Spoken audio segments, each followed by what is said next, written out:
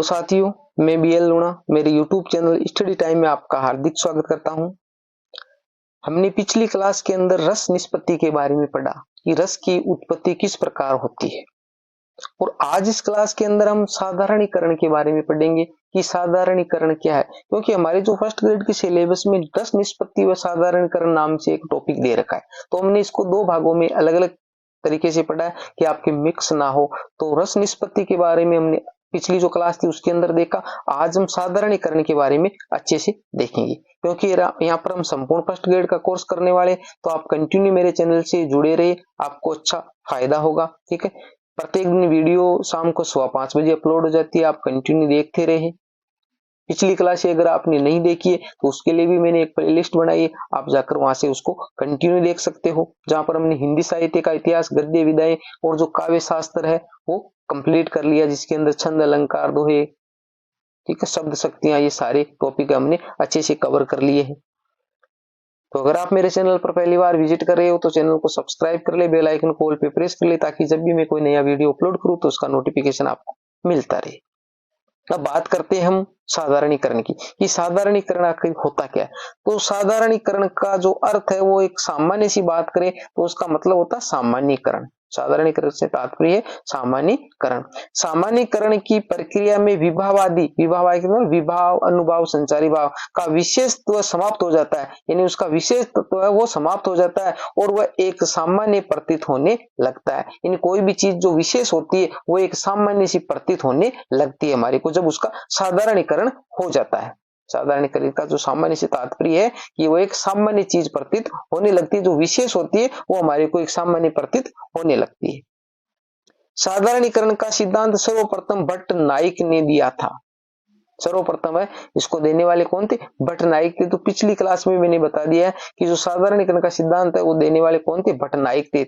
और ये कितने नंबर के आचार्य थे? 3 नंबर के आचार्य थे। कितने नंबर के थे? क्योंकि 1 नंबर के जो हमारे लोलट थे, 2 नंबर के हमारे शंकुक थे, 3 नंबर के नाइक और 4 नंबर के अभिनव गुप्त थे। तो आपसे क्वेश्चन ये भी पूछा जा सकता है कितने नंबर के आचार्य, तो ये 3 नंबर के आचार्य, इनको क्रम से आपको याद करना है। दूसरी बात है, अब आपसे मैं एक क्वेश्चन पूछता हूं, आप कमेंट में मेरे को बताइए। पिछली क्लास में हमने पढ़ा है और आपको अच्छे से याद भी होगा। जो भट्ट नाइक है वो किस सिद्धांत से संबंधित थे? मैं आपको नाम बता देता हूं। मीमांसा दर्शन है, न्याय दर्शन है, सांख्य दर्शन है, शैव दर्शन है। तो मैंने 4 नाम बताए, उनमें से एक नाम है, आप मेरे को कमेंट करके बताइए भट्ट नाइक वो कौन से दर्शन से संबंधित थे। अब इन्होंने जो एक परिभाषा दी है, क्या दी है? भावत्वम साधारणीकरण, यानी जो भाव है, जो भाव तत्व है, उन्हीं का साधारणीकरण होता है। भावत्वम साधारणीकरण।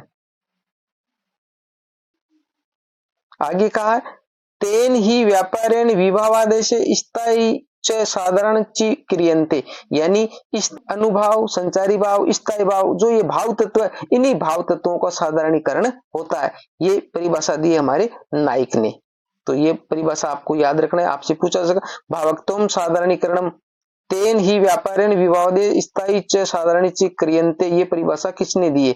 तो ये परिभाषा है वो हमारे नाइक ने दी है। भट्ट नाइक ने शब्द रूप काव्य के 3 व्यापार माने हैं। कौन कौन से? अभिता व्यापार माना है, भावक्त्व व्यापार माना है और भोजकत्व व्यापार माना है। तो ये भी आपसे पूछा जा सकता है, वो भट्ट नाइक है, उन्होंने कितने व्यापार माने हैं काव्य? तो अभिता व्यापार है, भावक्त्व व्यापार है और भोजकत्व व्यापार है। 3 माने और तीनों के नाम देकर एक नाम अलग दे देगा, वो आपको छांटना होता है। तो अभिधा, भाव और भोजक।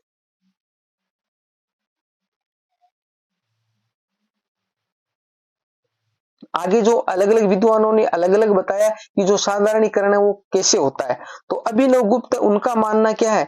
इनका मानना है कि साधारणीकरण हो जाने पर विभावादि में ममत्व और परत्व की भावना से अलग हो जाते हैं। यानी उसके अंदर जब साधारणीकरण हो जाता है तो जो ममत्व और परत्व की भावना होती है, ममत्व जैसे ममता का भाव होता है, ठीक है, परत्व जो दूसरों की, तो ये कह रहा है कि जो अभिनव गुप्त है, जिस प्रकार हमारे नाइक है, उन्होंने क्या कहा कि स्थायी भाव, विभाव, अनुभाव, जो संचारी भाव है, उनका साधारणीकरण होता है।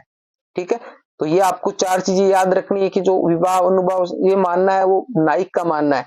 और हमारे अभिनव गुप्त है, उनका मानना है कि जब व्यक्ति में साधारणीकरण हो जाता है तो उसके जो विभावादि है, विभावादि का मतलब विभाव, अनुभाव, जो संचारी भाव ये है, उनका क्या ममत्व और परत्व की जो भावना होती है, अपने पराये की, तो वो भावना है उससे वो क्या हो जाता है, अलग हो जाता है।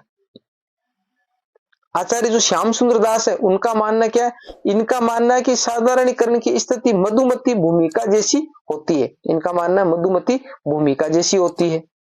इन्होंने सहृदय के चित्त का साधारणीकरण माना है, यानी जो सहृदय है उस सहृदय के चित्त का साधारणीकरण होता है। ये परिभाषाएं देखकर एग्जाम में पूछते तो ये पॉइंट है, मैंने यहाँ पर वो पॉइंट ही लिए जो एग्जाम की दृष्टि से महत्वपूर्ण। विस्तार से यहाँ पर जो फालतू का कचरा मैंने ऐड नहीं, एक एक जो पॉइंट है जो एग्जाम की दृष्टि से महत्वपूर्ण वही लाइन यहाँ पर ऐड किए। क्या है आचार्य विश्वनाथ का मत, आचार्य विश्वनाथ है उसका मत क्या है, परस्य न प्रसयति ममेति न ममेति च तदा स्वादे विभावादे परिच्छेदो न विद्यते। ये जो परिभाषा, ये जो दे रखी है लाइन, ये लाइन आपको मोस्ट याद करनी, ये लाइन देके पूछी जाएंगी ये किसने कही थी, तो आप ये जैसे ममेति ममेति ये शब्द विश्वनाथ के साथ में अटैच कर लीजिए। यानी इनका मानना है कि विभावादी का अपने पराये की भावना से मुक्त हो जाना ही साधारणीकरण है। यह ठीक है, साधारण कारण नहीं है, यहाँ पर लिख लीजिए साधारणीकरण, ठीक है, साधारणीकरण कर लीजिए इसको। अब देखिए यहाँ पिछले जो हमने वो जो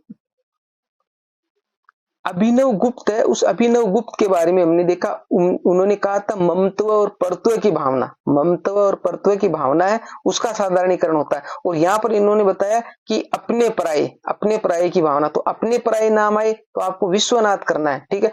अब इसको ऐसे अटैच कर लीजिए कि जैसे पूरे विश्व में एक साधारण सी बात होगी, एक सामान्य सी बात होगी, तो उसको फिर क्या पूरा विश्व है वो अपना पराया नहीं लगेगा, वो सारा एक जैसा ही लगेगा, सारा एक जैसा ही लगेगा, तो विश्वनाथ से अटैच कर लीजिए। तो अपने पराये नाम आए तो विश्वनाथ करना है, ममत्व परत्व नाम आए तो अभिनव गुप्त करना है।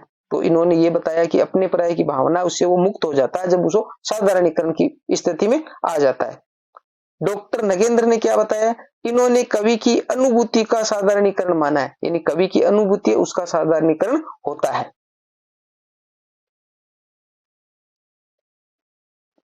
आचार्य जो रामचंद्र शुक्ल है, इन्होंने क्या, आचार्य रामचंद्र शुक्ल ने कहा आलम्बनत्व धर्म का साधारणीकरण होता है, आलम्बनत्व धर्म का साधारणीकरण होता है।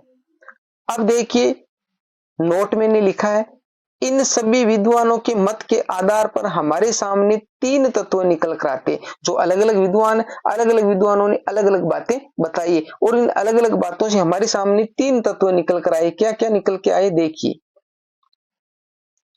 एक आया साधारणीकरण आलंबन धर्म का होता है, तो ये मानना किसका था, हमारे रामचंद्र शुक्ल का था, रामचंद्र शुक्ल का, यानी आचार्य रामचंद्र शुक्ल ने कहा कि आलंबन धर्म का साधारणीकरण होता है।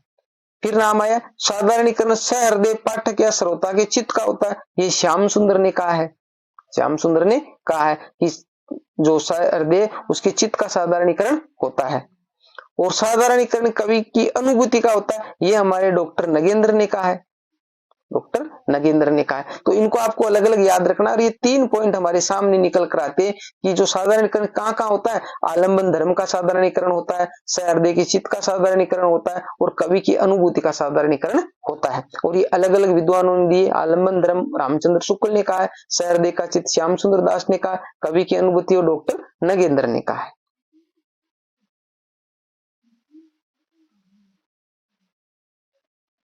अब मैंने यहाँ पर जो सारे जो विद्वान थे उनकी जो ये परिभाषा यहाँ पर एक जगह लिख दी है, आपको याद करने में सुविधा हो, कि जो अभिनव गुप्त है उन्होंने कहा सहृदय का साधारणीकरण होता है। यहाँ पर इन्होंने सहृदय कहा, सहृदय के चित्त का नहीं कहा है, ठीक है। तो अभिनव गुप्त उन्होंने कहा सहृदय का साधारणीकरण होता है। विश्वनाथ ने कहा विभावादी का अपने पराये की भावना से मुक्त होना, तो अपने पराये नाम याद कर लीजिए, अपने पराये विश्वनाथ, अपने पराये विश्वनाथ की भाव साधारणीकरण होता है, ठीक है। तो अपने पराये वो विश्वनाथ से जोड़ लीजिए। भट्ट नाइक ने कहा विभावादी के सामान्य हो जाने को साधारणीकरण कहते हैं, यानी विभावादी है, विभाव संयोग, विभाव अनुभाव संचारी भाव, इनका जो सामान्य हो जाना है वही क्या है, एक साधारणीकरण है, भट्ट नाइक का मानना है। आचार्य रामचंद्र शुक्ल उन्होंने कहा आलंबन धर्म का साधारणीकरण है। अभिनव गुप्त है उन्होंने कहा विभावादी का ममत्व और परत्व है, वो क्या है, एक साधारणीकरण है। और डॉक्टर नगेंद्र ने कहा अनुभूति का साधारणीकरण है। तो ये जो अलग अलग है, मैंने यहाँ पर सभी की जो परिभाषाएं जो इन्होंने अलग अलग माना है, ये एग्जाम की दृष्टि से महत्वपूर्ण है। आपसे पूछा जाएगा डॉक्टर नगेंद्र के अनुसार साधारणीकरण है तो अनुभूति का है, अनुभूति का, ठीक है। अभिनव गुप्त के अनुसार ममत्व परत्व की भावना का है।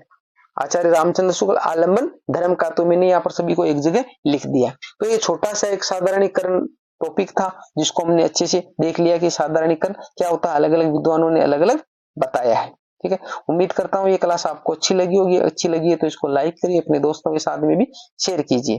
अभी तक चैनल को सब्सक्राइब नहीं किया तो सब्सक्राइब जरूर कर ले। मिलते हैं अगली वीडियो में, तब तक के लिए जय भीम, जय भारत।